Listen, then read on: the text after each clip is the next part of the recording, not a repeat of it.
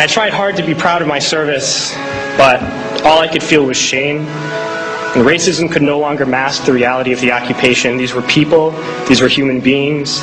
I've since been plagued by guilt anytime I see an elderly man, like the one who couldn't walk, who we rolled onto a stretcher and told the Iraqi police to take him away. I feel guilt anytime I see a mother with her children, like the one who cried hysterically and screamed that we are worse than Saddam as we forced her from her home. I feel guilt anytime I see a young girl, like the one I grabbed by the arm and dragged into the street. We were told we were fighting terrorists. The real terrorist was me, and the real terrorism is this occupation. Racism within the military has long been an important tool to justify the destruction and occupation of another country. It has long been used to justify the killing, subjugation, and torture of another people. Racism is a vital weapon employed by this government. It is a more important weapon than a rifle, a tank, a bomber, or a battleship. It is more destructive than an artillery shell, or a bunker buster, or a Tomahawk missile. While all those weapons are created and owned by this government, they are harmless without people willing to use them. Those who send us to war do not have to pull a trigger or lob a mortar round. They do not have to fight the war, they merely have to sell the war. They need a public who is willing to send their soldiers into harm's way. They need soldiers who are willing to kill and be killed without question. They can spend millions on a single bomb, but that bomb only becomes a weapon when the ranks of the military are willing to follow orders to use it.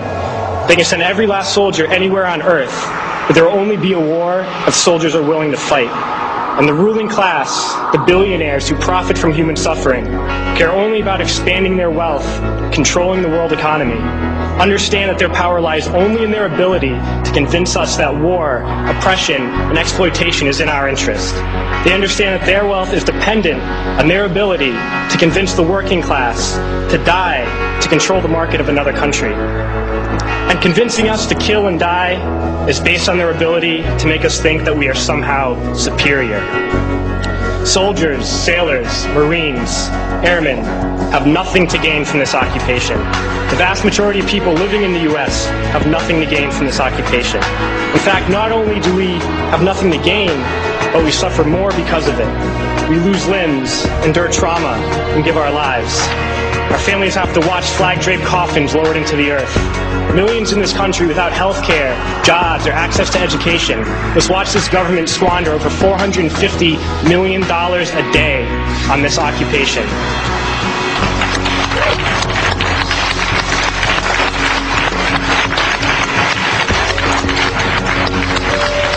Poor and working people in this country are sent to kill poor and working people in another country to make the rich richer. And without racism, soldiers would realize that they have more in common with the Iraqi people than they do with the billionaires who send us to war.